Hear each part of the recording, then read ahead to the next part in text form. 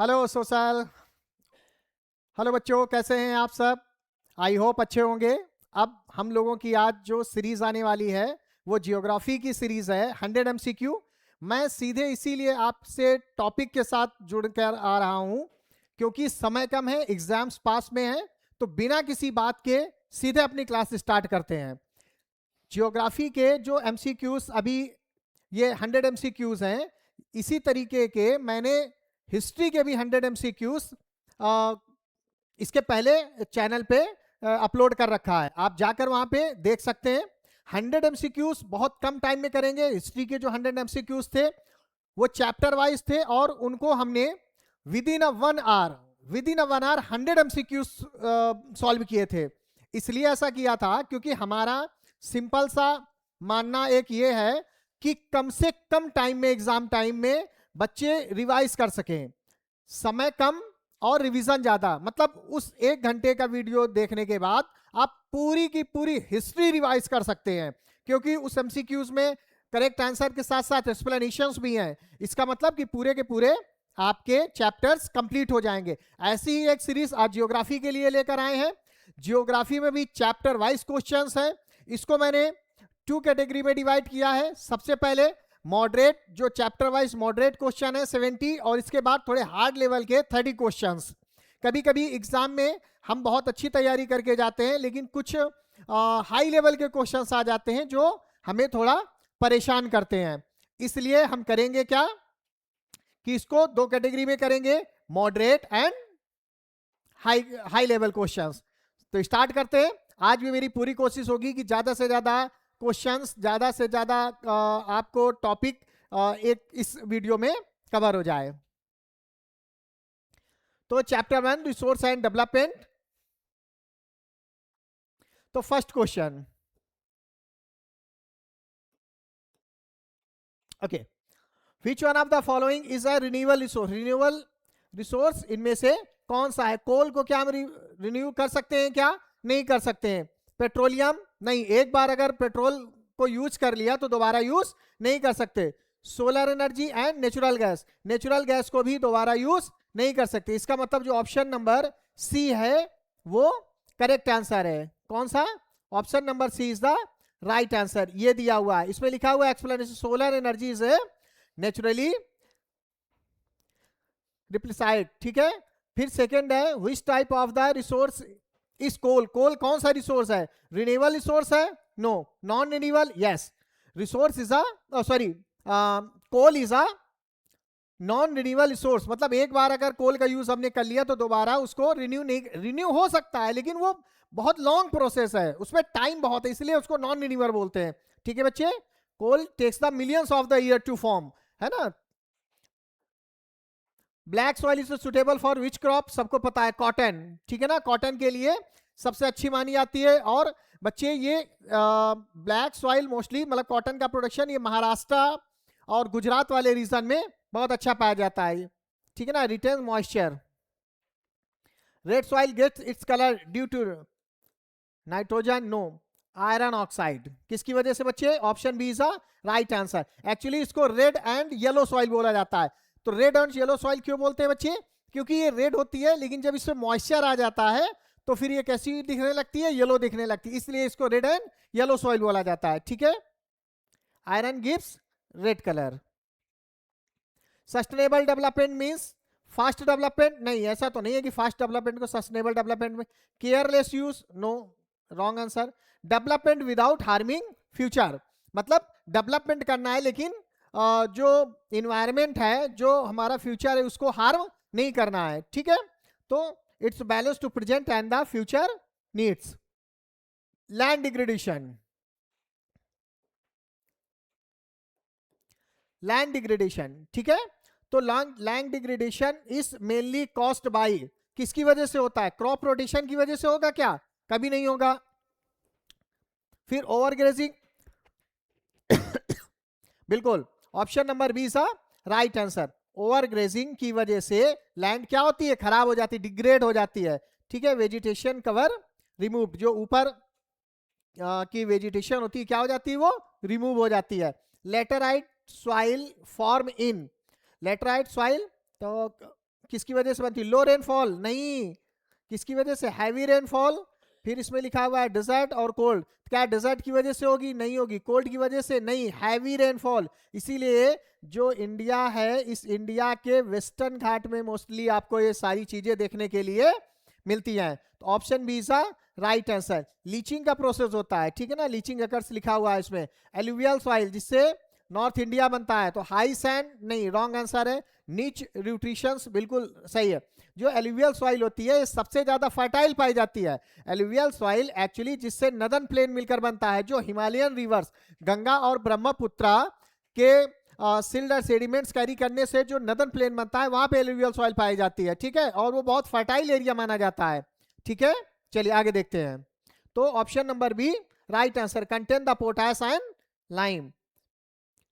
Resource planning needs in wastage. Resource planning में wastage कैसे हो सकता है? समझ में आ रहा है कि रॉन्ग है। बैलेंस्ड डेवलपमेंट, बिल्कुल सही बात है। बैलेंस्ड डेवलपमेंट मतलब क्या कह रहा है? Proper use of resource. कैसा? Proper use of resource, resource का प्रॉपर यूज करना है, ठीक है ना। आगे देखते हैं हम लोग। Which is a human made resource. Human made क्या? वाटर ह्यूमन मेड है क्या? नहीं है। सॉइल, सॉइल ह्यूमन ने बनाया है क्या? नहीं बनाया है भाई। फॉरेस्ट ह्यूमंस ने बनाया है क्या? नहीं बनाया है। So right answer is buildings. Buildings are made by, created by humans. Chapter number 2 के क्वेश्चंस देखना शुरू करते हैं। Biodiversity, biodiversity refers to variety of soil. No, variety of soil नहीं होगा, वैरायटी ऑफ स्पीसीजेस होता है। बहुत सारी स्पीसीजेस की जो वैरायटी होती है उसे बोला जाता है, ठीक है बच्चे। रिवर्स और क्रॉप ये दोनों रॉन्ग आंसर है। वैरायटी ऑफ ऑर्गेनिज्म लिखा हुआ है। इसी में हम लोग फ्लोरा एंड फ्यूना के बारे में भी पढ़ते हैं, ठीक है बच्चे। Endangered species are, endangered species कौन सी होती है? क्या abundant? No. Extinct? No. At the risk of extinction मतलब जो खत्म होने की कगार पर हैं, जिनकी पॉपुलेशन क्या हो रही है? डिक्लाइन हो रही है, कम होती चली जा रही है, ठीक है। Species that no longer exist. Rare? No. Endangered? No. Extinct? क्या बच्चे? कंप्लीटली डिसिपेयर्ड मतलब अब वो स्पीसीजेस क्या हो रही बच्चे? देखने के लिए नहीं मिल रही। देखिए मैं आपको जो क्वेश्चंस करा रहा हूं बच्चे, ये क्वेश्चन देखने में आपको बहुत छोटे लग रहे होंगे। मैंने छोटे रखे हैं क्योंकि अगर मैं बड़े क्वेश्चंस को, लॉन्ग क्वेश्चंस को अगर मैं रीड करूंगा, सारे ऑप्शंस बताऊंगा, उसके बाद उसका एक्सप्लेनेशन भी हम लोग डिस्कस करेंगे, तो ये वीडियो लंबा बहुत हो जाएगा। इसलिए जब आप इसको सॉल्व करिएगा तो आप एक बार वीडियो को पॉज कर लीजिएगा, उसको देखते जाइएगा, ऑप्शंस पढ़ लीजिएगा, इसके बाद कर लीजिए, ठीक है। तो हम कम टाइम में ज्यादा रिवीजन कराने का मेरा ऑब्जेक्टिव रहता है, ठीक। मतलब टाइम वेस्ट करने का मेरा कभी मोटिव नहीं रहा है। मुझे लगता है जितना कम टाइम में काम हो सके। अब इसी क्वेश्चन को वो लैंग्वेज में लिख सकता है, काफी बड़ी लैंग्वेज लिख देगा, लेकिन क्वेश्चन यही होगा। तो हमको एक्चुअली रिवाइज करना है, हमें यह समझना है कि इस क्वेश्चन का आंसर क्या है। आप मेरी बात समझ रहे हैं मैं क्या कहना चाह रहा हूं बच्चे? ठीक है। तो extent, main cause of wild life depletion मतलब कम होने का क्या कारण है? क्या कभी रेनफॉल की वजह से वाइल्ड लाइफ डिप्लेट हो सकता है क्या बच्चे? नहीं हो सकता है।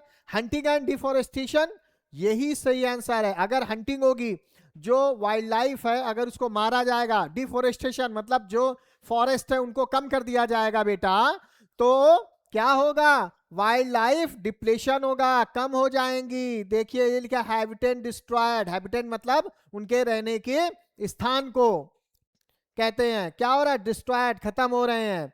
Reserve forest are, reserve forest कौन से होते हैं? लीस्ट प्रोटेक्टेड, अरे नहीं भैया लीस्ट प्रोटेक्टेड नहीं, मोस्ट प्रोटेक्टेड, जिनको ज्यादा प्रोटेक्ट किया जा रहा है उनको बोला जाता है। थी कैटेगरीज बनाई गई थी ना, हाँ उसी का रिजर्व कैटेगरी है। प्रोटेक्टेड बाय लॉ मतलब कानून बनाकर इसको क्या किया गया? प्रोटेक्ट किया गया। फिर है चिपको मूवमेंट, बहुत इंपॉर्टेंट क्वेश्चन है ये, कभी कभी 2 मार्क्स में भी आ जाता है, वेरी शॉर्ट में आ जाता है, कभी कभी शॉर्ट में इसके बारे में लिखने के लिए क्वेश्चंस आ जाते हैं। तो थोड़ा सा इसके बारे में हमको क्या करना है बच्चे? याद रखना है। माइनिंग के लिए किया गया था क्या? नहीं, माइनिंग के लिए नहीं किया गया था, फॉरेस्ट कंजर्वेशन के लिए किया गया था। क्या हुआ था कि जो उस समय क्या हुआ था बच्चे कि जब डिफोरेस्टेशन किया जा रहा था तो वहां की जो कम्युनिटी थी वो पेड़ों से क्या हो गई थी, चिपक गई थी। उन्होंने पेड़ों को पकड़ लिया था कि अगर आपको पेड़ों को काटना है तो पहले हमें काटना होगा। इस वजह से उसको चिपको मूवमेंट नाम दिया गया, ठीक है ना। Trees protected, WWF। ये WWF, वो जो आप WWF देखते हैं ये वो WWF नहीं है, ठीक है ना। इसका फुल फॉर्म क्या होता है? WWF वर्क फॉर, मतलब किसके लिए काम करता है? माइनिंग के लिए नहीं भैया, ये करता है वाइल्ड लाइफ कंजर्वेशन के लिए। मतलब जो वाइल्ड लाइफ होता है, मतलब जो वाइल्ड एनिमल्स हैं, फॉरेस्ट हैं, उन सब को बचाने के लिए, उनको कंजर्व करने के लिए, संरक्षित करने के लिए ये काम करता है, ठीक है बेटा। आगे देखते हैं हम लोग। रेड डाटा बुक, इससे भी कभी कभी एमसीक्यू में भी क्वेश्चंस डायरेक्ट पूछे जाते हैं, और जो आप आंसर राइटिंग के लिए यूज करेंगे तो उसमें भी काम आ जाएगा। रिवर्स के लिए नहीं होता है, सॉइल्स के लिए भी नहीं है, इंडेंजर्ड स्पीसीज के लिए होता है। क्या लिखा हुआ? रिकॉर्ड द थ्रेटेंड स्पीसीज, मतलब ऐसे स्पीसीज जो या तो इंडेंजर्ड कंडीशंस में है, एक्सटिंक्ट कंडीशन में है, या होने की कंडीशंस में है, मतलब उन कंडीशंस में पहुंच सकती हैं वो, ठीक है बच्चे। आगे बढ़ते हैं।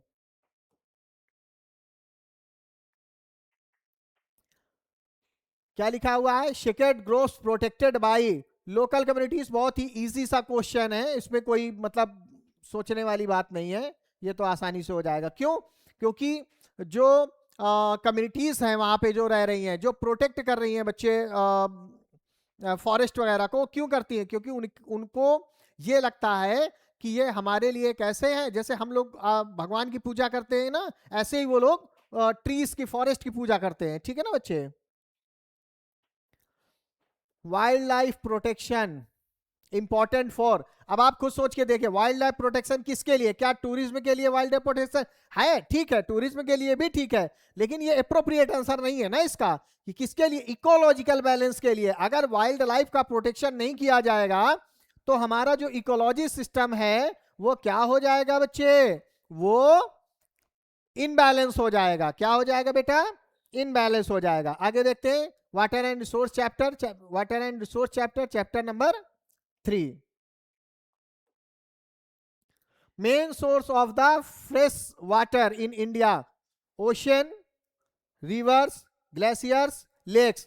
अब बताइए कि क्या फ्रेश वाटर के लिए आप ओशन कोई ऑप्शन सही कर सकते? देखिए बहुत सारे ऑप्शन तो आप इलिमिनेट करके भी सही कर सकते हैं, उसके लिए किसी ट्रिक की जरूरत नहीं है। एलिमिनेशन फॉर्म का भी आप यूज कर सकते हैं कि क्या नहीं होगा, ठीक है। ओशन फ्रेश, इसमें फ्रेश वाटर यूज कर रहा है, यहां पर ऑप्शन में उसने ओशियन दे रखा है। आप अपनी बुद्धि से सोच कर देखिए, क्या ओशियन में फ्रेश वाटर मिल सकता है? क्या नहीं, सॉल्टी वाटर मिलता है भैया। कैसा मिलता है? सॉल्टी वाटर मिलता है। रिवर्स, हाँ ये बात है, पहले के टाइम में आप जानते हैं कि जो रिवर्स का वाटर होता था वो मोस्टली लोग ड्रिंक करने के लिए ही यूज करते थे, ठीक है। ग्लेशियर्स एंड लेक्स भी इसका एप्रोप्रिएट आंसर नहीं हो सकता है, क्योंकि ग्लेशियर तो वैसे भी फ्रीजन फॉर्म में होता है, ठीक है। Multipurpose river project are for, किसके लिए? ट्रांसपोर्ट के लिए, ठीक है। ट्रांसपोर्ट के लिए मल्टीपर्पज प्रोजेक्ट आप यूज करना चाहते हैं क्या, या कर पाएंगे क्या? आप सोच कर देखिए। इरिगेशन एंड पावर के लिए, ठीक है ना। क्या होता है बच्चे? इरिगेशन है। अब इसमें ऑप्शन देख सकते हैं, टूरिज्म, फिशिंग, ये भी ऑप्शन है, लेकिन सबसे अच्छा ऑप्शन कौन सा है इसमें? एप्रोप्रिएट आंसर देना होता है बच्चे। क्या देना होता है? जैसे आपसे पूछ ले जाए कि what is the capital of India, एक ऑप्शन आ जाए दिल्ली, दूसरा ऑप्शन आ जाए न्यू दिल्ली, तो आप कौन सा ऑप्शन सही करेंगे? ऑब्वियस सी बात है, न्यू दिल्ली ऑप्शन राइट होगा। क्यों? क्योंकि वो एप्रोप्रिएट करेक्ट आंसर है, ठीक है। तो ऐसे ही, तो irrigation and power, multiple use, बहुत सारी यूज कर सकते हैं। पावर मतलब जो जिससे इलेक्ट्रिसिटी जनरेट की जाती है, हाइड्रो पावर प्रोजेक्ट नहीं बोलते हैं। रेन वाटर हार्वेस्टिंग मीन्स, ये क्वेश्चन रिटन में भी आते हैं, मैंने जब आपको ऑफलाइन बैच में जितने भी क्वेश्चंस लिखा दिए, बता दिए हैं बच्चे, आप उतना तैयार कर लीजिए, उससे बाहर आपके एग्जाम में क्वेश्चंस नहीं आएंगे, ठीक है। तो rain water harvesting, rain water harvesting क्या होता है? क्या ये वेस्टिंग ऑफ वाटर है? नहीं भैया, रेन वाटर हार्वेस्टिंग बचाने के लिए। क्या? कलेक्टिंग रेनफॉल, मतलब जो रेनफॉल होती है वो रेनफॉल होने के बाद ज्यादातर क्या होता है, वो पानी वेस्ट हो जाता है, तो हम उसको क्या करें, फ्यूचर यूज के लिए, फर्दर यूज के लिए हम उसको स्टोर कर सकते हैं, जिससे हम आगे के जो हमारे आने वाले डेज हैं उनमें हम उनको यूटिलाइज कर पाएंगे, यूज कर पाएंगे। ठीक है, तो collecting water stored for future.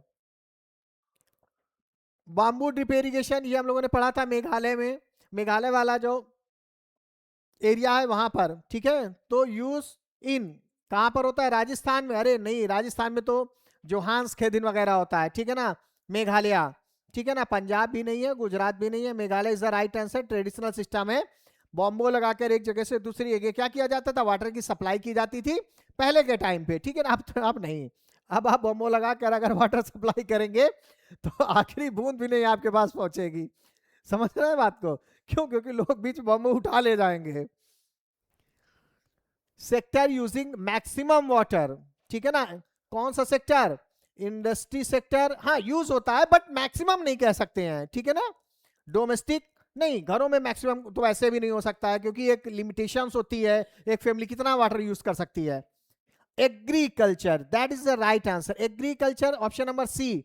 क्यों, क्योंकि हमारे यहाँ का जो हमारे यहाँ के इरिगेशन सिस्टम है ना, वो बहुत खराब है। ज्यादातर आपने देखा होगा कि जो डेवलप कंट्रीज हैं वहां पर ड्रिप इरिगेशन सिस्टम यूज किया जाए, स्प्रिंकल्स वगैरह यूज किए जाते हैं, बट हमारे यहाँ पे ऐसा नहीं। हमारे यहाँ पे समरसेबल्स या ट्यूबवेल्स के थ्रू सीधा पानी खेतों में भर दिया जाता है। तो उसकी वजह से जो ग्राउंड वाटर है, जो हमारा फ्रेश ड्रिंकिंग वाटर है ना, वो बहुत ज्यादा क्या हो जाता है बच्चे, यूज होता है। इस बात का ध्यान रखना है। तो सबसे ज्यादा किस चीज में यूज हो रहा है, एग्रीकल्चर में।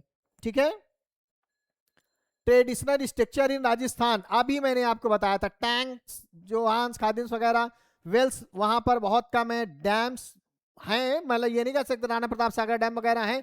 जो मैंने मैप की आपको क्लास बताई थी, जिसमें मैंने कंप्लीट मैप कराई है, जो हमारे चैनल पे पड़ी हुई है पूरी वीडियो, आप उस पर देख लीजिए। आपके जितने भी मैप के क्वेश्चंस हैं वो सब क्वेश्चंस उसमें कवर किए गए हैं। एग्जाम में भी जो आने वाले हैं वो उसी से क्वेश्चन आएंगे। उसमें मैंने डैम्स कराया है, ठीक है ना, राजस्थान के भी डैम्स कराए थे, तो देख लीजिएगा। टैंक्स एक्चुअली क्या होता था कि क्योंकि गर्मी पड़ती है वहां पे, जो वेदर कंडीशंस है वो कैसी हैं, हार्ड हैं। ठीक, तो होता क्या है बच्चे कि आसपास के रूम्स को ठंडा रखने के लिए टैंक सिस्टम बनाते हैं। मतलब बीच में टैंक सिस्टम है, उसके आसपास रूम्स है, तो वो क्या करता है, उसको ठंडा बना के, जो रूम्स है वो उनको ठंडा रखता है। ठीक है, स्टोर्ड रेन वाटर, मतलब रेन वाटर का वाटर इसमें स्टोर करके रखते हैं। करते क्यों, वो ये मैंने आपको बता दिया। Water conservation helps, water conservation किसको, कंजर्वेशन वर्ड किसी कभी भी वेस्ट के लिए यूज नहीं करते हैं। ठीक है ना, सस्टेनेबल यूज, किसके लिए बच्चे, सस्टेनेबल यूज। कंजर्व करेंगे किस बात के लिए, आगे जो फ्यूचर में हमें यूज करना है, इसके लिए, जो हमारी आगे आने वाली जो नेक्स्ट जनरेशन है उनको भी यूज करने को मिल सके। ठीक है, तो इंश्योर अवेलेबिलिटी, भविष्य में भी ये सारी चीजें इंश्योर रहें। वाटर पॉल्यूशन बहुत कॉमन सा क्वेश्चन है। क्लीन वाटर, अच्छा पॉल्यूशन और क्लीन वाटर ये जस्ट अपोजिट है, तो ये तो वैसे भी नहीं होना है। ठीक है, सीवेज, बिल्कुल सही बात है। देखिए अब कह रहा है पॉल्यूशन, तो रेनफॉल से भी पॉल्यूशन नहीं होता है, इरिगेशन से भी पॉल्यूशन नहीं होता है। किससे होता है, सीवेज। सीवेज आप जानते हैं, जिससे वेस्टेज निकाला जाता है। ठीक है ना, जो ड्रेनेज होकर जाता है उसको बोलते हैं। ठीक है, आगे देखते हैं। Hydro electricity power uses, hydro, जब देखिए कहीं पर भी अगर हाइड्रो वर्ड यूज हो रहा है तो वो वाटर को डिनोट करेगा। किसको डिनोट करता है बच्चे, वाटर को डिनोट करेगा। कहीं पर भी अगर हाइड्रो वर्ड यूज हो रहा है, तो यहां पर ये हाइड्रो वर्ड यूज हो रहा है ना, हाइड्रो वर्ड यूज हो रहा है, तो वाटर कहां पर है, ये है। तो ऑप्शन कौन सा सही हो जाएगा, ये क्या कह रहा है, फ्लोइंग द वाटर एनर्जी। ठीक है बच्चे, और कहीं पर भी थर्मल वाला अगर यूज हो रहा है तो वो टेम्परेचर के लिए यूज होगा। ठीक है, टेम्परेचर से थर्मल पावर प्लांट बोलते हैं ना, तो कोल से जो इलेक्ट्रिसिटी जनरेट की जाती है उसको बोला जाता है। ठीक है, water is renewable due to fixed amount, नहीं, वाटर साइकिल राइट आंसर है। क्या है बच्चे, वाटर साइकिल। चैप्टर 4 एग्रीकल्चर के इंपॉर्टेंट क्वेश्चंस हम लोग सॉल्व करते हैं। चलिए, ये इस तरीके के क्वेश्चंस बहुत पूछे जाते हैं, बस इनकी लैंग्वेज जो है, जो क्वेश्चन की जो लेंथ है, उस क्वेश्चन की लेंथ को एग्जामिनर मतलब लेंथ ज्यादा कर देता है, तो हम डर जाते हैं, हमको लगता है पता ही क्या पूछ लिया, हम कर पाएंगे कि नहीं कर पाएंगे। कॉन्सेप्ट बिल्ड करना है बच्चे। अगर आपका कॉन्सेप्ट क्लियर है तो फिर कोई प्रॉब्लम नहीं होगी। बात समझ आ रही है? चलिए, तो खरीफ के बारे में पूछ रहा है। खरीफ कौन सी? वीट, ये तो रवि की क्रॉप है ना। आप ठंडियों के टाइम में जाते हैं तो बिल्कुल ग्रीन आपको फील्ड देखने के लिए मिलती हैं। फिर मार्च अप्रैल के आसपास आप जाएंगे तो गोल्डन हो जाते हैं। क्यों? क्योंकि वो जो वीट होता है वो कल्टीवेट होने का टाइम आ जाता है अप्रैल के आसपास, तो वो गोल्डन कलर में आ जाते हैं। ठीक है, राइस, राइस ही सही आंसर है इसका। ठीक है ना, खरीफ में राइस। ग्राम भी ये रवि की है। ठीक है ना, मस्टर्ड भी रवि की है। रवि क्रॉप, अब इसमें रवि क्रॉप वो कह रहा है रवि क्रॉप कब ग्रोन की जाती है, कब उगाई जाती है? तो कब उगाई जाती है बच्चे? विंटर में। कब उगाई जाती है? अभी तो मैंने बोला ना, विंटर में। आप जब कभी भी, ऑप्शन नंबर ए इसका राइट है, आप जब कभी भी गांव जाएंगे या अगर आप ऐसे विलेज वगैरह से बिलोंग करते हैं जहाँ पे एग्रीकल्चर ठीक ठाक होती है, तो आपने देखा होगा कि ठंडियों के टाइम में आपको, हमारे यहाँ उसको साग बोलते हैं, साग खाने के लिए मिलता है ना, सरसों दी रोटी। और वो क्या, नहीं सरसों दी रोटी नहीं है, मक्के दी रोटी, सरसों दा साग। ठीक है ना, तो साग खाने के लिए मिलती है और सरसों का नाम लिया जा रहा है। ठीक है ना, आपने देखा होगा कि वो येलो और वाइट कलर के फ्लावर्स होते हैं। ठीक, तो वो, अरे आप डीडीएलजी मूवी देखिए। ठीक है ना, डीडीएलजी मूवी में ये सीन शूट किया गया, उसमें एक सॉन्ग है। ठीक है, तो उसमें मस्टर्ड के फील्ड यूज की गई है। ठीक है, जब वो लंदन से वापस आएगा, कौन? शाहरुख खान। कभी कभी मूवी भी देखा करिए, अभी नहीं, एग्जाम के बाद देखिएगा। ये नहीं कि आप कहते कि सर ने कहा मूवी देखिए आप डीडीएलजी देखने लगे। डीडीएलजी समझ रहे हैं ना, दिलवाले दुल्हनिया ले जाएंगे। हो, आपने अगर पढ़ाई लिखाई नहीं की तो फिर तो अब आगे समझदार हैं आप लोग, है ना। चलिए आगे देखते हैं। लार्जेस्ट लार्जेस्ट प्रोड्यूसर, तो किस चीज के लिए? इसमें पल्सेस ऑप्शन दे रहा है, ये मुझे लगता है इसके आगे कुछ क्वेश्चन था। ठीक है ना, वैसे पल्सेस में इंडिया लार्जेस्ट प्रोड्यूसर है। लार्जेस्ट प्रोड्यूसर भी है बच्चे, आपको एक चीज बताते हैं, लार्जेस्ट प्रोड्यूसर भी है, लार्जेस्ट कंज्यूमर भी है। मतलब हमारे यहाँ पे पल्सेस जो दालें होती हैं वो प्रोड्यूस भी ज्यादा की जाती हैं और यूज भी ज्यादा की जाती हैं। हम लोग तो कहते ही है ना कि दाल रोटी खाइए प्रभु के गुण गाइए। ठीक है, तो दाल का यूज हमारे यहाँ पर ज्यादा किया जाता है। प्लांटेशन एग्रीकल्चर, तो प्लांटेशन एग्रीकल्चर में राइस, टी इसका राइट आंसर है। ये सब प्लांट नहीं किए जाते हैं। ठीक है, लार्ज स्टेट्स लिखा हुआ है इसमें। Green revolution increased, green revolution किस चीज के लिए? देखिए, हुआ तो हर चीज के लिए है, लेकिन स्टार्ट किस चीज से हुआ था? वीट। जो अब इसमें देखिएगा कब स्टार्ट हुआ, 1964-65 के आसपास। इसमें दो जो आपको बहुत फेमस नेम्स याद रखने हैं। सबसे पहले एस स्वामीनाथन, जो इंडियन साइंटिस्ट थे, जिनके लीडरशिप में हमने क्या किया था, ग्रीन रिवोल्यूशन स्टार्ट किया। और जो एस स्वामीनाथन है वो किससे मिलकर आए थे? Norman Borlaug. नॉर्मन बोरलॉग एक एग्रीकल्चरल साइंटिस्ट थे, यूएसए के रहने वाले थे और मैक्सिको में रहते थे। ठीक है, तो वहीं से एस स्वामीनाथन HYV सीड्स का जो हम लोगों ने इंडिया में यूज किया वहीं से इंट्रोड्यूस होकर आया है। Slash and burn, slash and burn shifting cultivation को बोलते हैं, इसको जूम कल्टीवेशन भी बोला जाता है। क्या किया जाता है कि पेड़ को, पहले जो फॉरेस्ट होते हैं उनको कट किया जाता है, वहां पे एग्रीकल्चर की जाती है, जब तक वो फर्टाइल लैंड हुई तब तक उसको यूज किया गया और इसके बाद उसको छोड़कर फिर आगे शिफ्ट हो जाते हैं, फिर वहां पे एग्रीकल्चर करते हैं, मतलब फॉरेस्ट को हटाते हैं, एग्रीकल्चर करते हैं और आगे शिफ्ट हो जाते हैं। इसलिए इसको क्या कहते हैं? स्लैश एंड बर्न या शिफ्टिंग कल्टीवेशन। ठीक है बच्चे, क्या कहते हैं? Vegetation burn. देखिए इसमें लिखा भी है वेजिटेशन बर्न।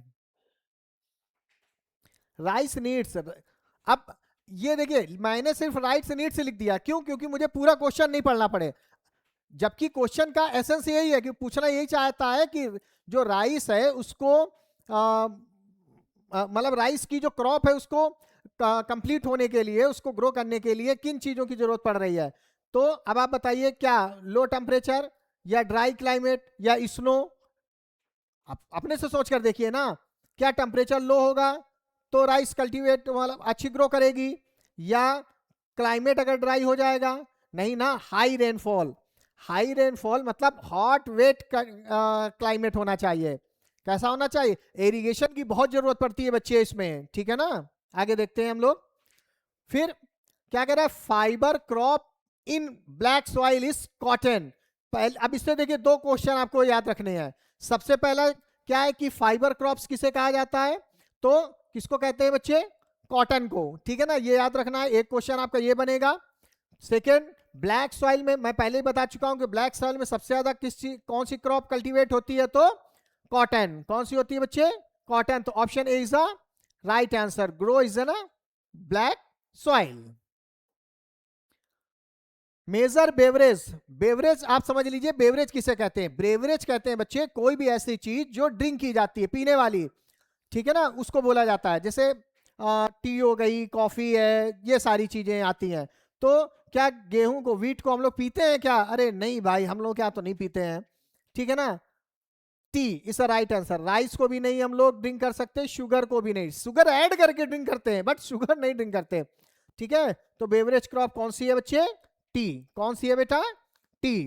टी कॉफी से टी ऑप्शन है तो टी, कॉफी ऑप्शन हो जाएगा तो कॉफी, ठीक है।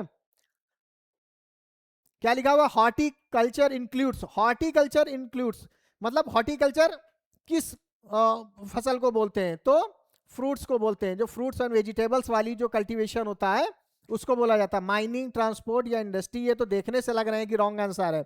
अगर आप इनमें से कोई ऑप्शन करेक्ट करके चले आए तो एक बार सोचिएगा कि वाकई क्या आपने सच में पढ़ाई की है क्या। देखिए, जिस उम्र में आप सब है ना बच्चे, इस उम्र में लाइफ बहुत आसान लगती है। हम सिर्फ सपने देखते हैं। हमें यह लगता है कि जब हम बड़े हो जाएंगे, बड़े होने की समय बहुत अंदर से इंटरनल तो आप बहुत जल्द चाहते हो कि कितनी जल्दी हम बड़े हों और डिसीजन लेना स्टार्ट करें। तो सपने बहुत बड़े बड़े होते हैं कि जब बड़े हो जाएंगे तब ये करेंगे, यहाँ जाएंगे, आईफोन खरीद लेंगे, या बढ़िया गाड़ी, कार परचेस करेंगे, या जो भी आपके दिमाग में होगा वो सारी चीजें, ठीक है। लेकिन बेटा केवल सोचने से, केवल सोचने से सपने पूरे नहीं होते। सोचने से सिर्फ कुछ पल की खुशी मिलती है। सपने अगर आपको पूरे करने हैं ना, रातों में जगना पड़ता है।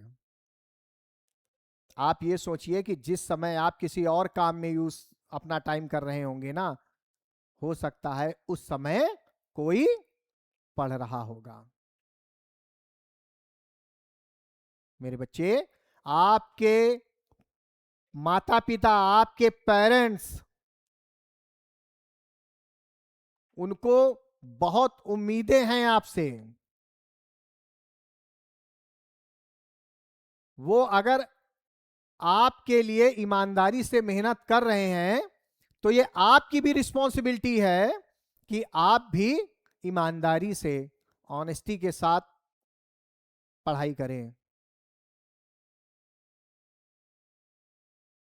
कभी सोचिएगा, और जिस दिन आप सच में ईमानदारी से पढ़ाई करते हैं ना, उस दिन आपको भी अच्छा फील होता है। क्योंकि जब हम कुछ गलत कर रहे होते हैं तो हमको पता होता है कि हम गलत कर रहे हैं, लेकिन हम ह्यूमंस इतना ज्यादा अपने आप को एडवांस समझते हैं कि हम खुद को भी समझा लेते हैं, खुद से झूठ बोल लेते हैं। आज आप खुद से झूठ बोल लेंगे, कल क्या होगा? कल क्या होगा? हर एक परिवार में, हर एक जनरेशन में कोई ना कोई एक व्यक्ति ऐसा जरूर होता है जो अपने घर, अपने परिवार को गरीबी से अमीरी की ओर लेकर जाता है। कोशिश करिए कि आपके परिवार में वो आप हो। कोशिश जरूर करिएगा।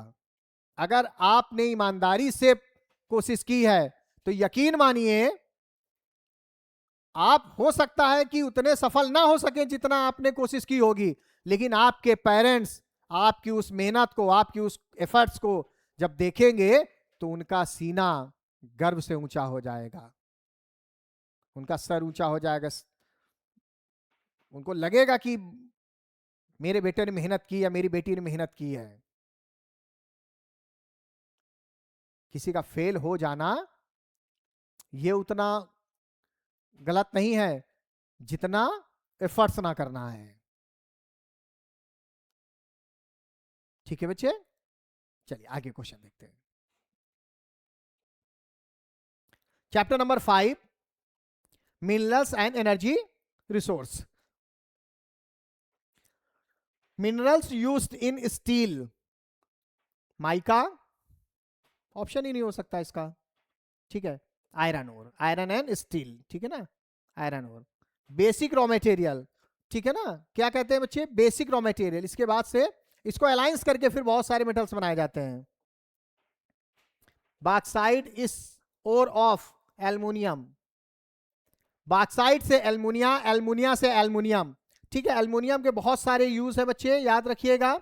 एक्चुअली एल्युमिनियम इलेक्ट्रिसिटी, मतलब जो वायर बनाए जाते हैं, इलेक्ट्रिक वायर बनाए जाते हैं, केबल्स बनाई जाती हैं, उनमें भी यूज किया जाता है, क्योंकि ये जो हीट है इसको कंडक्ट करता है। अच्छा, दूसरा क्या होता है बच्चे, इससे एयरक्राफ्ट बनाए जाते हैं। जो हमारे एरोप्लेन्स है, एयरक्राफ्ट है, ये एल्युमिनियम से बनाए जाते हैं। क्यों बनाए जाते हैं? पहली चीज तो ये स्ट्रांग बहुत है, मजबूत बहुत होती है। दूसरी बात क्या होता है बच्चे कि ये लाइट वेट बहुत होती है, और तो एयरक्राफ्ट क्या होते हैं, हल्के बनते हैं, ठीक है ना, इसलिए उनका यूज ज्यादा किया जाता है। नॉन कन्वेंशनल एनर्जी, क्वेश्चन हम लोग पहले भी कर चुके हैं, ठीक है। Solar is non conventional energy, renewable source माना जाता है ये। आगे देखते हैं, थर्मल पावर। मैंने क्या कहा था आपसे, थर्मल वर्ड कहां पर यूज होना है? वाटर के लिए होगा कि नहीं, टेम्परेचर के लिए, विंड के लिए, सोलर के लिए नहीं, कोल के लिए। पहले ही मैंने आपको बताया, produces heat. Fossil fuel, fossil fuel क्या होता है बच्चे, विंड क्या फोसिल फ्यूल है क्या? अरे नहीं है भैया। सोलर, सोलर भी फोसिल फ्यूल नहीं है, कोल, ठीक है ना, कोल।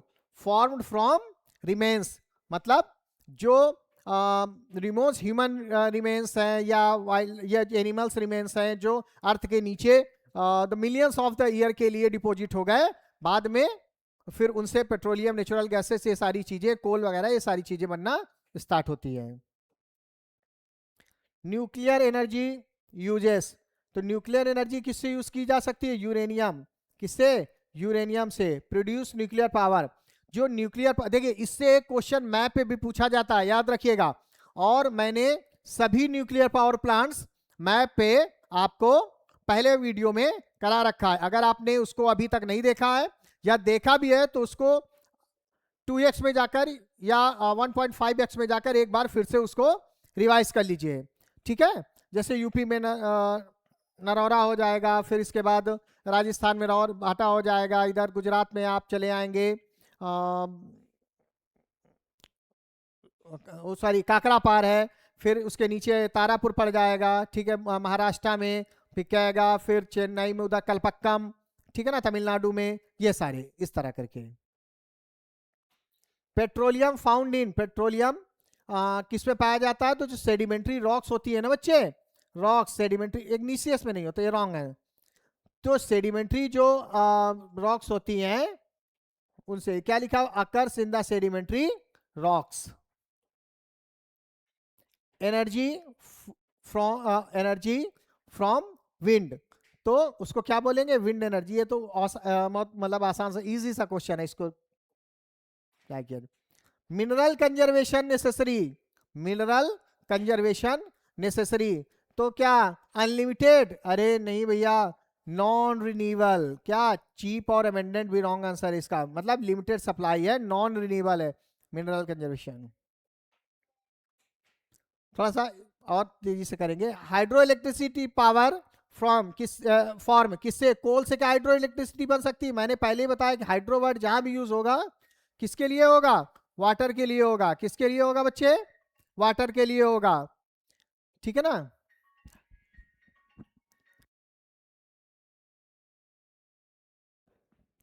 ठीक है बच्चे, चलिए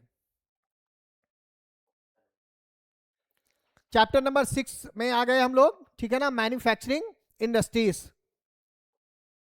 फर्स्ट क्वेश्चन देखते हैं, मैन्युफैक्चरिंग मींस तो क्या माइनिंग होता है क्या मैन्युफैक्चरिंग का मतलब? नहीं, किसी भी गुड्स को प्रोड्यूस करना मैन्युफैक्चरिंग कहते हैं। क्या कहते हैं? किसी भी प्रोड्यूस को फिर किसी भी गुड्स को प्रोड्यूस करना मैन्युफैक्चरिंग कहते हैं। मेक्स गुड्स, गुड्स मतलब सामान, ठीक है। आयरन स्टील इंडस्ट्री को बेसिक इंडस्ट्री कहते हैं। ये क्वेश्चन हम लोग पहले भी कर चुके हैं। क्यों कहते हैं? क्योंकि ज्यादातर इंडस्ट्रीज को जो रॉ मटेरियल सप्लाई करने का काम है वो ये करते हैं, ठीक है ना। आगे देखते हैं बच्चे, इंडस्ट्रियल पोल्यूशन अफेक्ट किसको?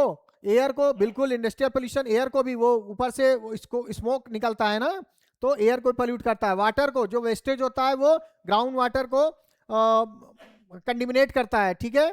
लैंड को, बिल्कुल लैंड डिग्रेडेशन होता है इससे। इसका मतलब डी ऑप्शन ऑल सही है, ठीक है। एनवायरमेंट को क्या करता है बच्चे?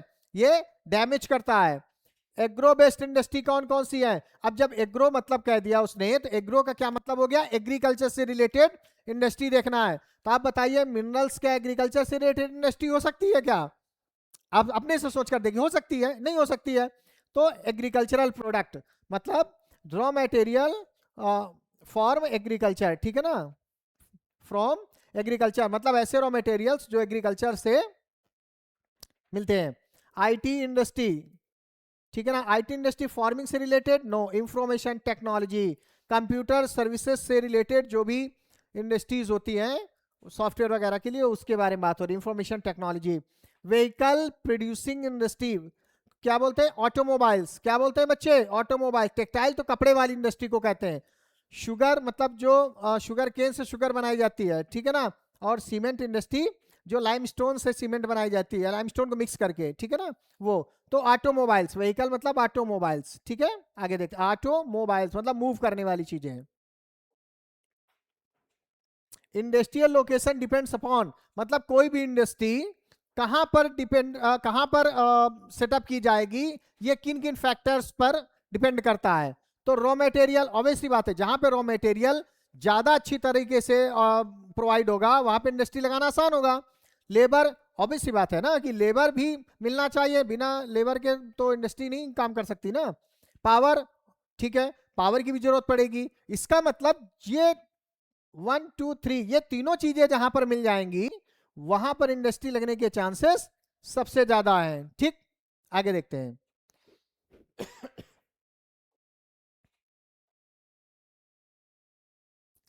सीमेंट इंडस्ट्री यूजेस लाइमस्टोन, अभी मैंने पीछे आपको बता दिया था। लेबर इंटेंसिव इंडस्ट्री कौन सी है?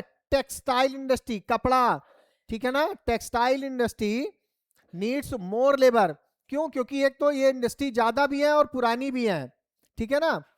पुरानी इसलिए क्योंकि जब ब्रिटिश कॉलोनियल पीरियड था उस टाइम से इंडस्ट्रीज हमारे यहाँ पे वर्क कर रही हैं, और बहुत मतलब नंबर ऑफ द फैक्ट्रीज भी ज्यादा हैं।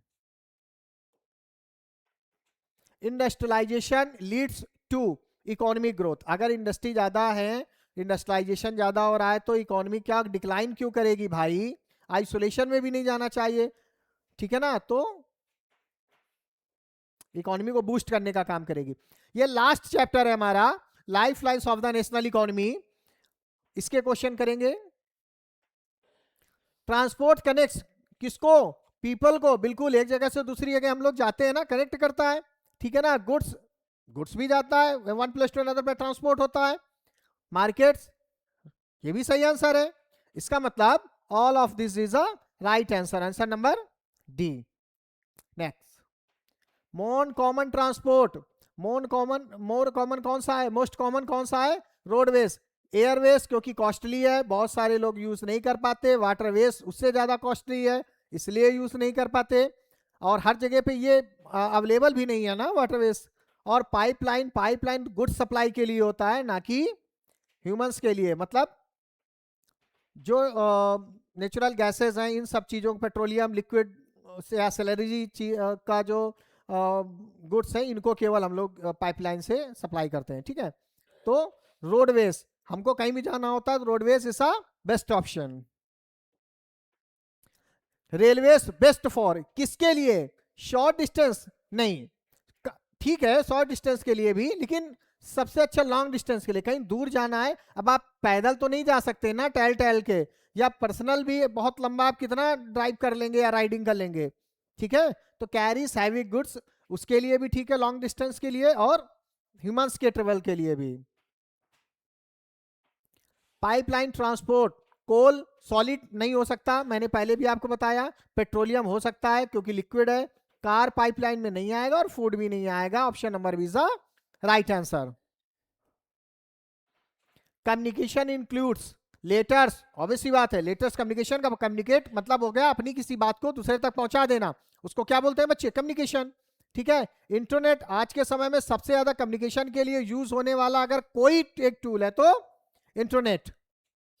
टेलीफोन, ठीक है, अब तो मोबाइल टेलीफोन बहुत कॉमन चीजें हो गई हैं, okay. International trade, international, local trade, अब जब उसने पहले इंटरनेशनल कह दिया तो लोकल तो ऑप्शन ऑब्वियसली बात है गलत हो जाएगा, ठीक है। ट्रेड बिटवीन कंट्रीज, बिल्कुल, मतलब जब एक कंट्री किसी दूसरी कंट्री के साथ ट्रेड करती है तो उसको इंटरनेशनल ट्रेड बोलते हैं। जैसे इंडिया अमेरिका के साथ या चाइना के साथ या रशिया के साथ या किसी अदर कंट्री के साथ अगर ट्रेड कर रही है तो वो इंटरनेशनल ट्रेड कहा जाएगा, ठीक है बच्चे। क्रॉस बॉर्डर्स मतलब बॉर्डर को क्रॉस करके। टूरिज्म प्रमोट्स किसको, एम्प्लॉयमेंट को, बिल्कुल आज के समय में टूरिज्म इंडस्ट्री एम्प्लॉयमेंट को जनरेट करने के लिए सबसे बड़ी इंडस्ट्रीज में से एक है, वन ऑफ देम है, ठीक है। कल्चर के लिए भी ठीक है, इकोनॉमी के लिए, मतलब ऑल ऑफ दिस इसका ऑप्शन सही है, ठीक है। All of this boosts the economy. Air transport fastest due to, किसकी वजह से, चीप है, नहीं चीप नहीं है भैया, क्या है, कॉस्टली है। स्पीड, हाँ स्पीड के लिए, लोड के लिए भी नहीं, स्लो भी नहीं है, स्पीड के लिए अपने, ठीक है ना। मतलब आपको अगर यहां से किसी लॉन्ग डिस्टेंस को कवर करना है तो सबसे कम टाइम में अगर आप किसी भी मीडियम का यूज करके पहुंच सकते हैं तो वो एयर ट्रांसपोर्ट है, ठीक है बच्चे। चलिए आगे देखते हैं।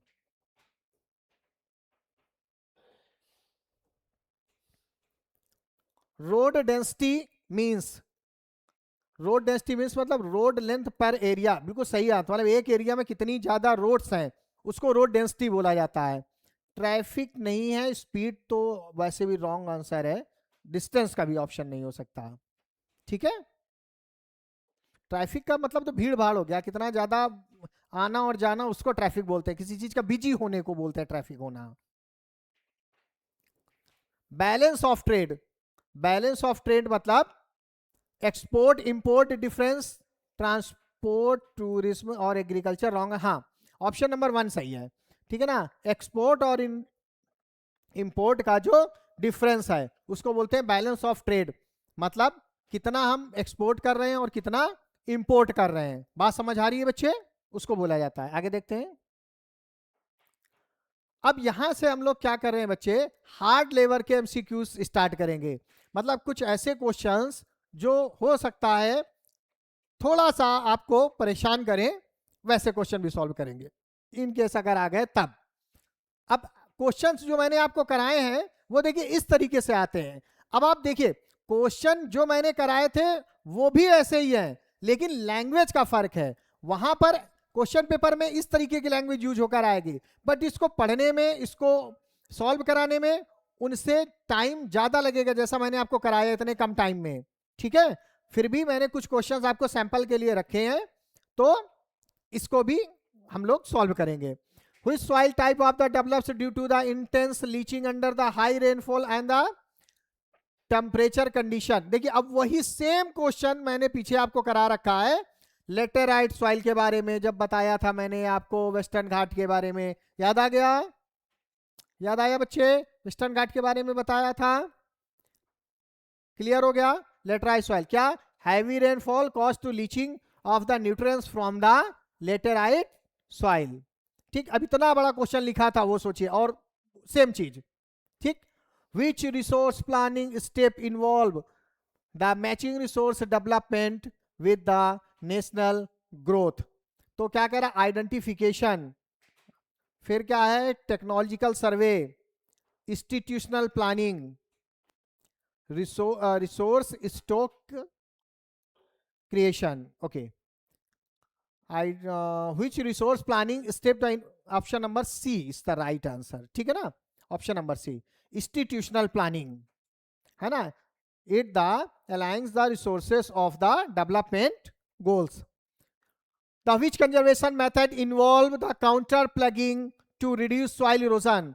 तो एक्चुअली जो काउंटर प्लगिंग होती है, विच कंजर्वेशन मेथड यूज, अच्छा कौन सा मतलब मेथड यूज कर सकते हैं सॉइल इरोजन के लिए?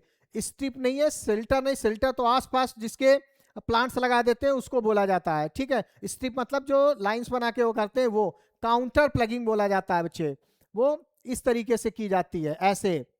और ज़्यादातर ये काउंटर प्लगिंग आपको ऐसे एरिया में होगी जो हल्का सा स्लोपी होता है, ठीक, क्यों? क्योंकि अगर आप वहाँ पर इस तरीके ऐसे ऊपर को अगर आप क्या करेंगे, प्लगिंग करेंगे तो जो सॉइल है वो इरोज होकर नीचे गिर जाएगी, इसलिए उसको ऐसे करते हैं तो वो इरोजन उसका कम हो जाता है, ठीक है। Option number C is the right answer. क्या लिखा हुआ है? The ploughing along the contours reduce the run off. Okay, which category of the species has the population levels that considered the critical of the IUCN? ठीक है बच्चे, vulnerable नहीं, vulnerable wrong answer है, rare भी wrong answer है। Option number C endangered, endangered इसका सही answer है। अगर आपको ये आंसर नहीं भी आ रहे हैं तो जो मैं आपको ऑप्शन बता रहा हूं इसको भी अगर आप याद रखेंगे तो आपके एग्जाम में हेल्प आपको मिलेगी। Endangered species face the high risk of the extinction, मतलब सबसे ज्यादा एक्सटिंक्ट होने की जो कंडीशंस हैं वो, ठीक है।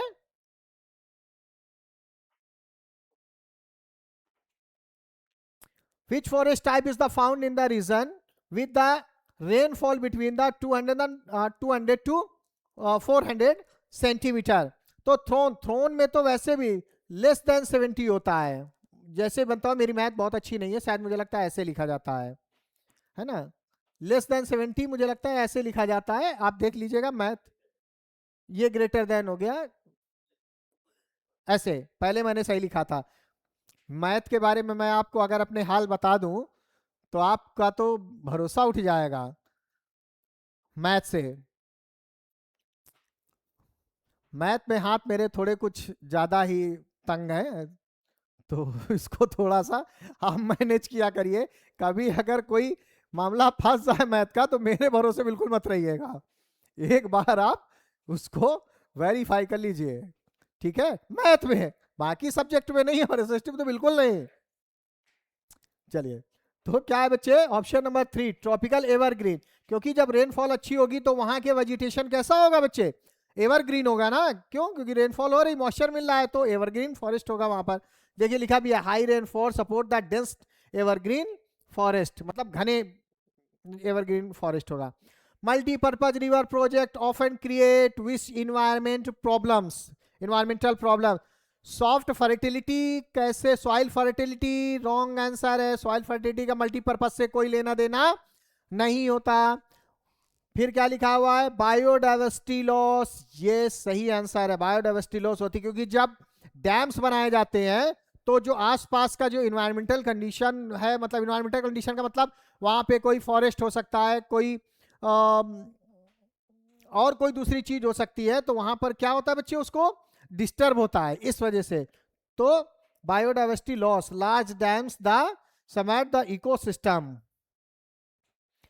which irrigation method minimize water loss through the evaporation की वजह से सबसे मतलब सबसे कम किसमें वाटर को लॉस होता है?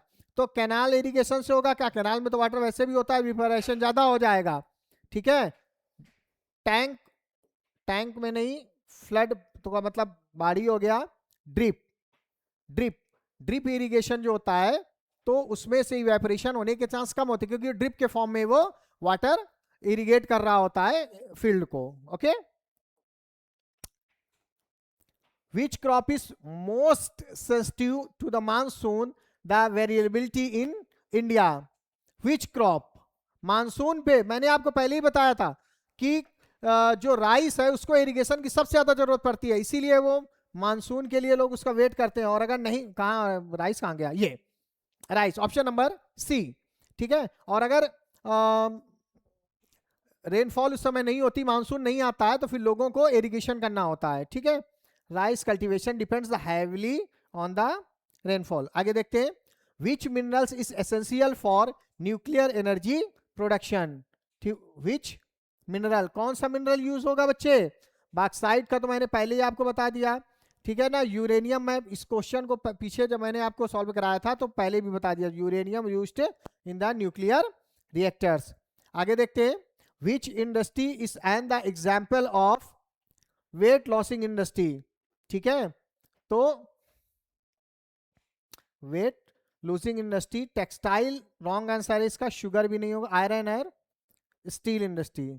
Raw material weight reduced during production. which factor is most responsible for the industrial location near ports? Labour availability नहीं, लेबर अवेलेबिलिटी का पोर्ट्स के नियर होने से कोई लेना देना नहीं है। Import export and import convenience, बिल्कुल सही बात है। देखिए कोई भी इंडस्ट्री पोर्ट्स के पास इसलिए होती है क्योंकि वहां से आप इंपोर्ट और एक्सपोर्ट्स अच्छा कर पाते हैं, ठीक है।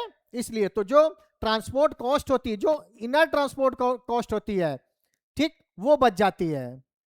जैसे मान लीजिए कि आपका प्रोडक्शन हो रहा है यूपी में और आपको एक्सपोर्ट करना है गुजरात से, तो यूपी से गुजरात का जो लोकल का आपका कन्वींस है, वो टाइम और ट्रांसपोर्टेशन क्या होगा, सेव हो जाता है बच्चे, ठीक है। इसलिए उसके पास में होता है पोर्ट्स एक्सेट्रेड। Which mode of transport is most suitable for the bulky and the heavy goods over long distances. तो रोडवेज बहुत ज्यादा बल्क में कैरी नहीं कर पाता है, खासकर लॉन्ग डिस्टेंस के लिए तो बिल्कुल नहीं। एयरवेज भी नहीं होगा क्योंकि एयरवेज के साथ भी ये प्रॉब्लम होती है।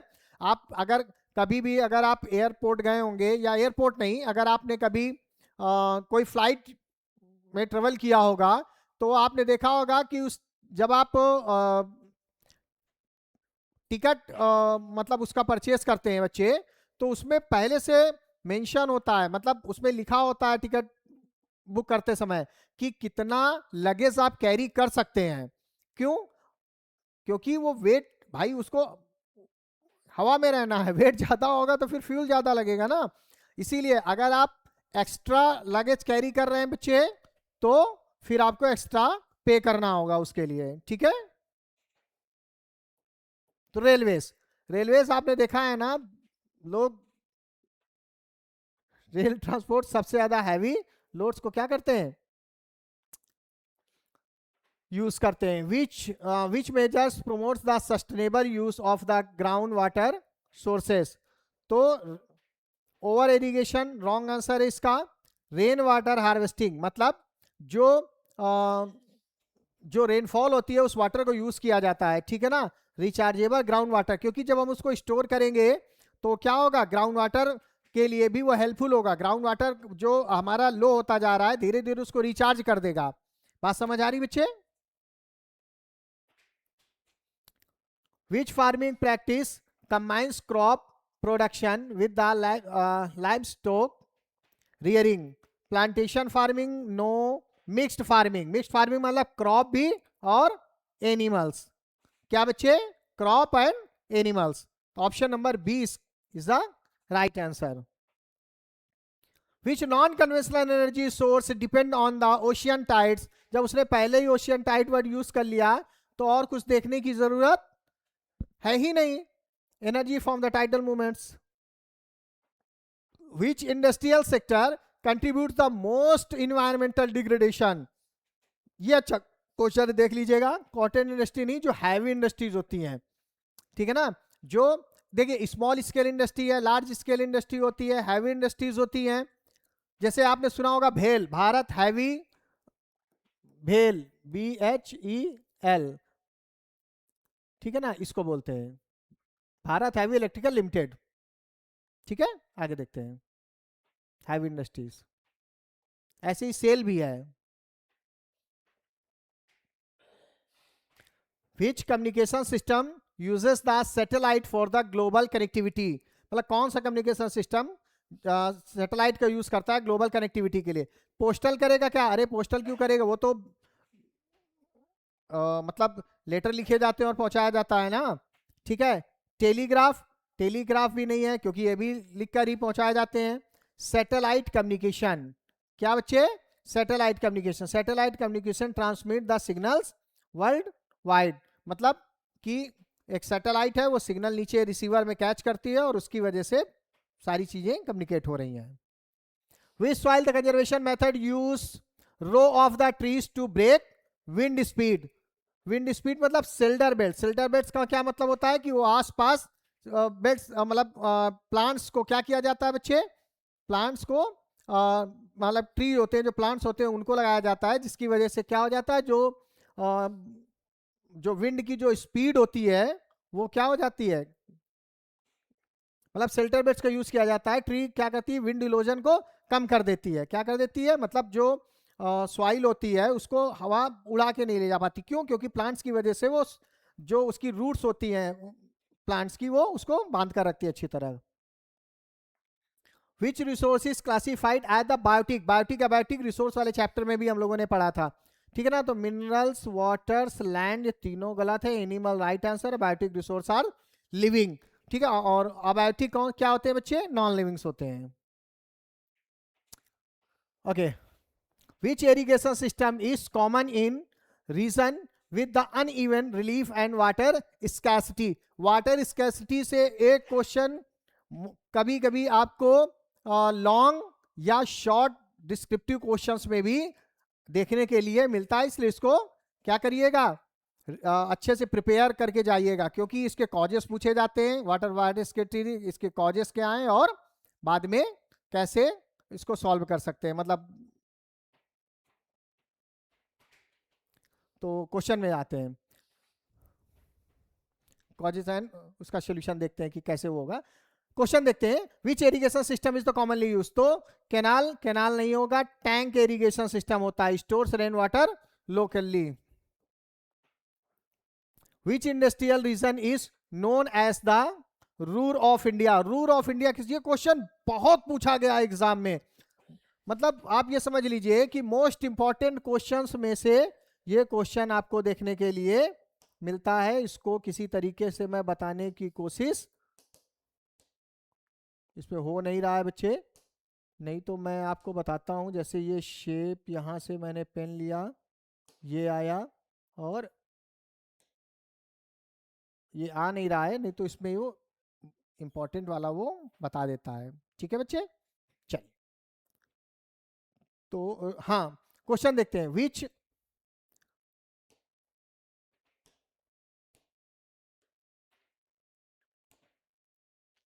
आइए देखते हैं।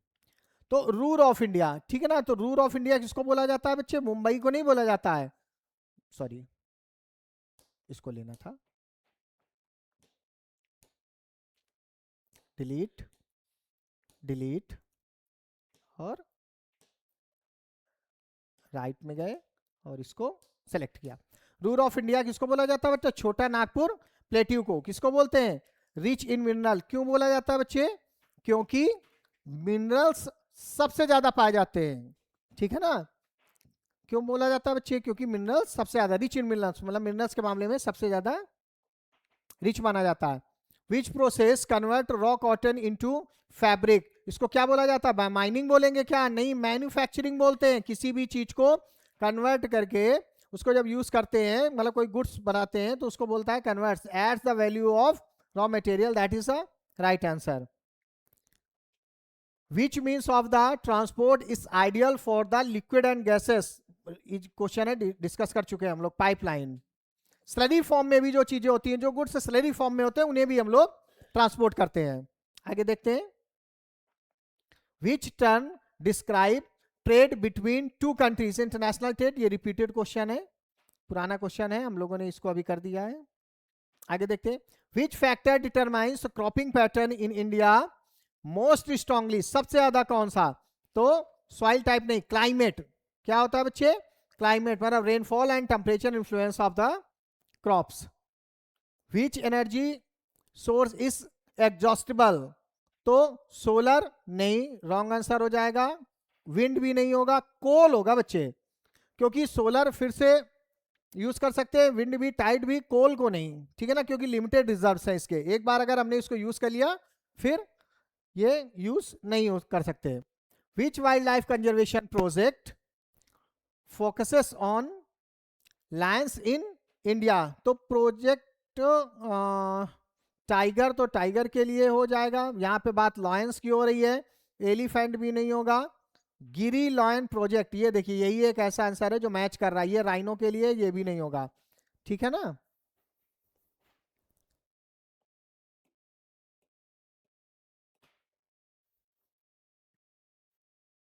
तो answer number C, project Asiatic lions. Which type of farming uses the high inputs of labors and capital per capita, sorry per unit area? ठीक है, प्रिमिटिव मतलब पुराने टाइम में जो फार्मिंग होती थी, नहीं, बिल्कुल नहीं है। शिफ्टिंग फार्मिंग भी नहीं है, प्लांटेशन भी नहीं है, इंटेंसिव फार्मिंग है, ठीक है ना। प्रिमिटिव, इंटेंसिव और कमर्शियल, ये हम लोगों ने पढ़ा होगा चैप्टर के बीच में। Which is the main M of resource conservation? Main M क्या है इसका?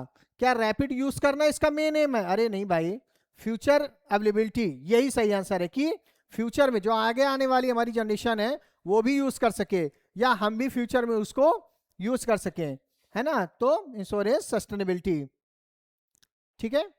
ये लास्ट क्वेश्चन है हमारा। Which natural vegetation is found in delta region? Delta region में कौन सा नेचुरल वेजिटेशन हमको मिलता है?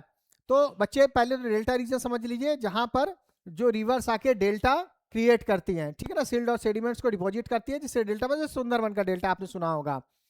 थ्रोन तो हो ही नहीं सकता है। क्यों नहीं हो सकता है बच्चे? क्योंकि ये डेल्टा की बात कर रहा हो, वहां पे अगर रिवर्स होती या रेनफॉल ज्यादा होती तो डेल्टा बन रहा होता, तो थ्रोन में तो हो ही नहीं सकता। मैग्रोव, बिल्कुल सही है, मैग्रोव माउंटेन्स में नहीं होगी, डिगिस्टिज्म नहीं होगा। माइग्रोव इसलिए होगा क्योंकि यहाँ पे रेनफॉल अच्छी होती है, ठीक है ना। Grow in the saline coastal region. बच्चे ये हम लोगों ने 100 MCQs किए हैं। मेरी कोशिश रहेगी कि मैं एक ऐसी क्लास लेकर आऊंगा 100 MCQ में, जिसमें हिस्ट्री, ज्योग्राफी, सिविक्स और इकोनॉमिक्स, जितने भी हमारे 4 पार्ट्स हैं, इन 4 पार्ट्स को कंबाइंड करके 100 MCQs बनाएंगे। देखिए, मैं MCQs के फॉर्म में क्वेश्चन जरूर लाता हूं, बट मेरा मेन एम क्या है? मेन एम ये है कि जिस सब्जेक्ट का MCQ हमने करा दिया वो पूरा रिवाइज कर देना। मेन एम क्या है? रिवीजन, ना कि MCQ कराना। अगर देखिए MCQ के फॉर्म में फायदा क्या होता है ना, कि बहुत सारी चीजें डिस्कस हो जाती हैं, हर चीज एक बार हमारी नजरों के सामने से निकल जाती है, तो वो क्या हो जाता है, वो हमको याद रहता है, ठीक है बेटा। तो अभी आगे इस तरीके की सीरीज आएगी। हो सकता है कि आज रात में अगर मुझे टाइम मिला, या कल मैं कोशिश करूंगा कि कोई ना कोई वीडियो आपको या तो मिक्स लेकर आऊंगा, या कोई दूसरा कोई वीडियो जो आपके लिए हेल्पफुल होगा वो लेकर आऊंगा। मेरा मेन एम ये है कि आपका मोस्टली जो टाइम है वो बचे, और मैक्सिमम आपकी जो स्टडी है वो कंप्लीट हो सके। आई होप बच्चे कि आपको आज का वीडियो पसंद आया होगा। आप कमेंट बॉक्स में मुझे बताइए कि किस टॉपिक पे आप वीडियो चाहते हैं, मैं वो वीडियो आपको प्रोवाइड करूंगा। हमारी मैथ की भी क्लासेस स्टार्ट हो गई हैं, सुनील सर मैथ की क्लासेस ले रहे हैं, और अभी हम लोगों ने ट्रिग्नोमेट्री की क्लास ली थी, उसका एक सेम क्वेश्चन हमने 5 क्वेश्चन कराए थे, 5 क्वेश्चंस में से 1 क्वेश्चन सेम वही क्वेश्चन आया है। तो आप भरोसा रखिए, आपको सारे सब्जेक्ट्स ऐसे ही मिलेंगे कि जो हम बता देंगे एग्जाम में वही आएगा, ठीक है। तो चलिए फिर जल्दी ही मिलते हैं, तब तक के लिए बाय बाय।